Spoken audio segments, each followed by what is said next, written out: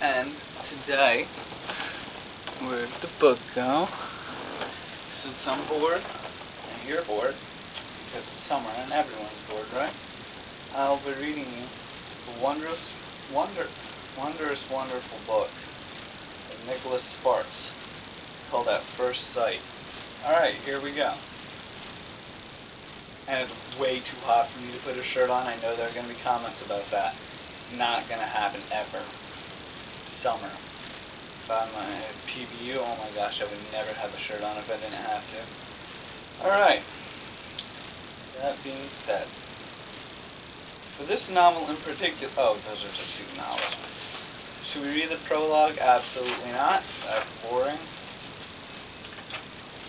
Chapter 1. Smartly titled. Oh. See, it's simple, Alvin said. First you meet a nice girl, and then you date for a while, to make sure you share the same values.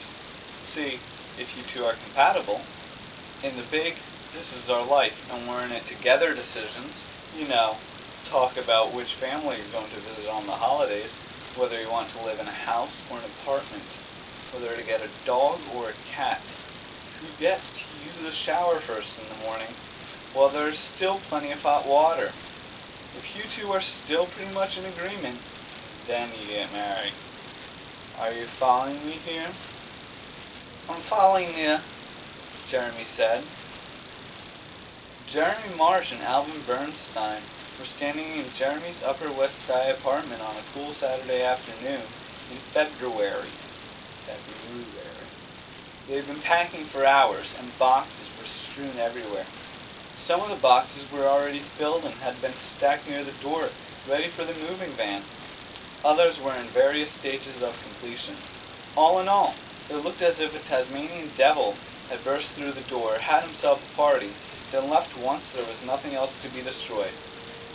Tasmanian devils only in Looney Tunes are perfectly harmless creatures that get scared of the slightest noise in real life. That's really dumb. Jeremy could not believe how much junk he'd accumulated over the years. A fact that his fiancée, Lexi Darnell, had been pointing out all morning. 20 minutes ago, after throwing up her hands in frustration, Lexi had gone to have lunch with Jeremy's mother, leaving Jeremy and Alvin alone for the first time. So what on earth do you think you're doing here? Alvin the chipmunk prodded. Just what you said. No, you're not. You're messing up the order. You're going straight to the big I do before you even figured out whether you two are right for each other. You barely know Lexi. Jeremy shoved another drawer's worth of clothing into a box, wishing Alvin would change the subject. I frickin' know her, alright? Alvin began shuffling through a few papers on Jeremy's desk, and shoved the stack into the same box Jeremy was loading. As Jeremy's very best friend, he felt free to speak his mind. I'm just trying to be honest here, and you should know that I'm saying what everyone else in your family has been thinking in the past few weeks. The point is, you don't know her well enough to move down there, let alone marry her. She's not even Korean.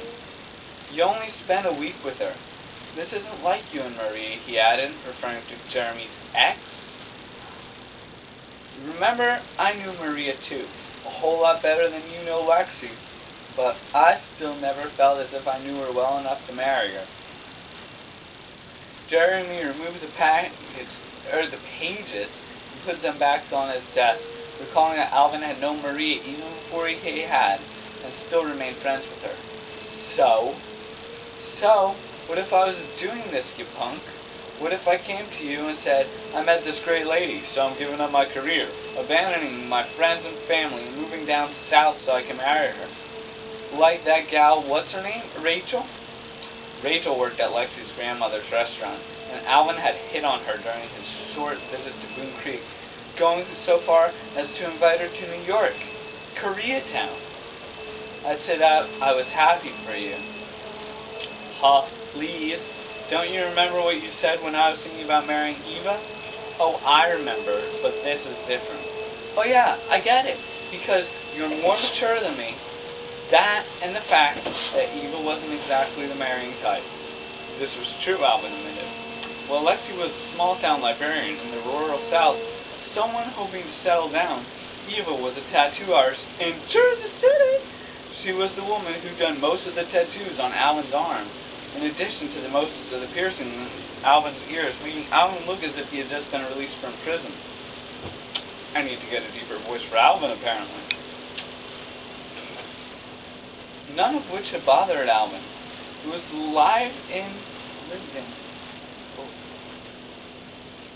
living, I don't know, girls, help me? Boyfriend that she neglected to tell him about that finally doomed their relationship. Even Maria thinks this is crazy.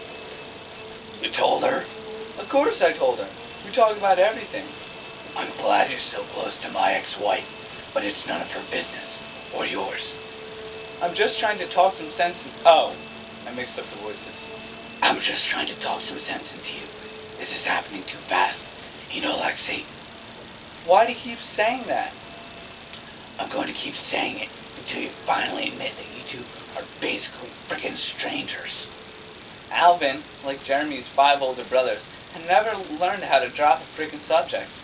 The man was like a dog with a bone, Jeremy decided.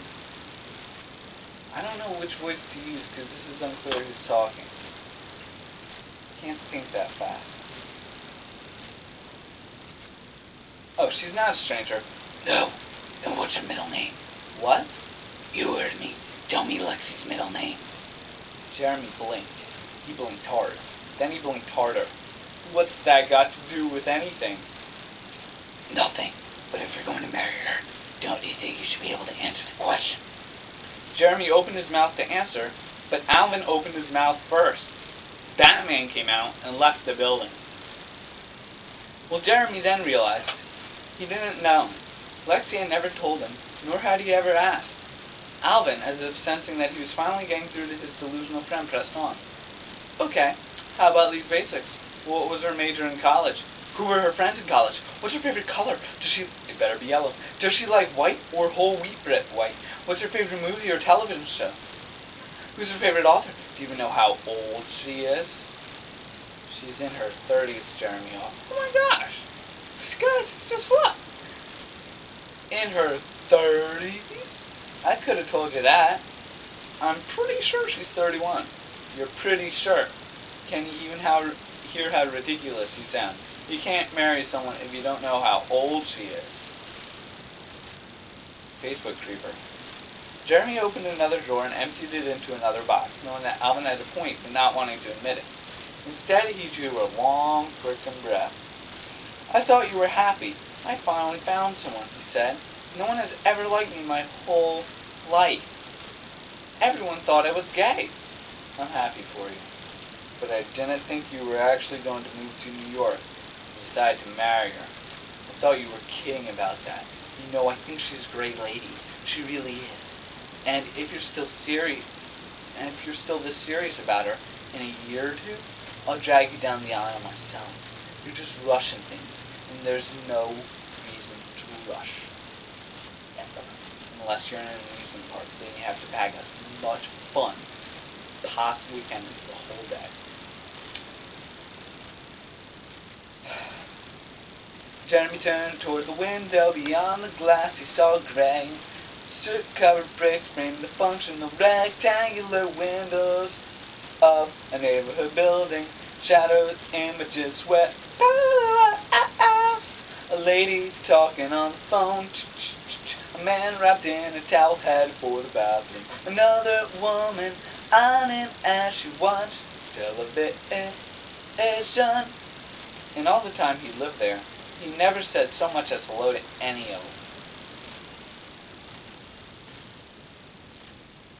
OMG. She's pregnant, he finally said. For un momento, Alvin thought he hadn't heard correctly. It was only when he saw the expression on his friend's face that he realized Jeremy wasn't kidding. She's pregnant? It's a girl. It's not Korean. I'm still going to name her Saw-Yoon. That's the cutest Korean name in the world. Alvin, bloop, down on the bed, as if his legs had suddenly given out. Why didn't you tell me, bro? Jeremy shrugged. She asked me not to tell anyone, so keep it a secret, will you? Yeah, Alvin said, sounding dazed. Sure. That's a great way to start out a marriage, breaking promises. And one more thing. Alvin looked up. Jeremy reached for his shoulder. He couldn't find it. I'm blind. What, Alvin said? All easy. No. Jeremy was just kidding. I'd like you to be my best man. How had it happened? Strolling with Lexi as she explored FAO Schwartz the next day, you still had trouble answering that question. Not the pregnancy part. That was a night you'd probably remember forever. Despite the brave front he put on for Alvin, it sometimes felt as if he were to play a part in a crowd-pleasing romantic comedy, one in which anything was possible and nothing was certain until the final credits rolled. Well, if they make another movie, he's right. What happened to him, after all, he didn't usually happen. What happened to him, after all, didn't usually happen. Sparks is an idiot. In fact, it almost never happens. Who travels to a small town to write an article for Scientific America, meets a small town librarian, and falls head over heels in just a few days? Who decides to leave behind a chance at morning television, life in New York City, move to Boone Creek, North Carolina, a town that was nothing more than a hiccup on the map. That's what they say about Korea, and guess what? Ain't no hiccup there. Full on sonic boom from the mouth like that guy in X-Men. He can fly. So many questions these days. Not that he was second-guessing himself about what he was about to do. In fact, as he watched Lexi sorting through stacks of G.I. Joes and Barbies, why do they still have those? She wanted to surprise his many nieces and nephews with gifts in the hopes of making a good impression. He felt more certain than ever about his decision. He smiled, already visualizing the kind of life he was about to settle. How many more freaking pages are in this chat? Oh my gosh. We're going quick speed for a few pages. Settle into! Quiet dinners, romantic walks, giggling, and cuddling in front of the television. Good stuff that made life worthwhile. It wasn't naive enough to believe that they'd ever have an argument or struggle, but he had no doubt they would navigate through these rough waters successfully, realizing in the end that they weren't perfectly matched. In the big picture, life would be wonderful.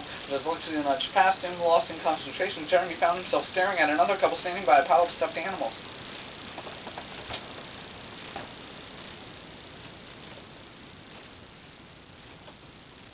Help the mood.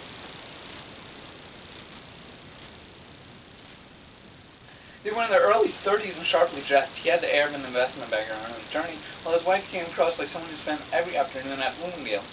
Ooh, they're rich. They were loaded with half a dozen bags from half a dozen stores. The diamond on her finger was the size of a marble, far larger than the engagement he just purchased for Lexi. As Jeremy watched, he had no doubt that they usually brought along the man he had an hour like there's something. Hello? Dinner's ready. Dinner's okay, I'll be there in a minute.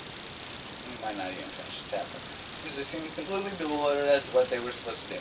The baby in the stroller was screaming the kind of piercing wail that killed wallpaper and made others in the store stop in their tracks. And exactly at the same time, her older brother, maybe 4 or so, was screaming even more loudly and suddenly threw himself down on the floor. The parents wore the panicked, shell-shocked expressions of soldiers under fire, and it was impossible to not notice the bags under their eyes and the translucent pallor of their faces. Despite the impeccable babe, they were plainly at the end of their frickin' rope. The mother finally worked the baby free from the stroller and held the infant against her as the husband leaned toward her, patting the baby's back. Don't you think I'm trying to quiet her down? She barked. Deal with it, Elliot. And I'm going to leave you for today. There's always a dinosaur in sight. This was Nicholas Sparks at First Sight, Chapter 1, Part 1 of 2.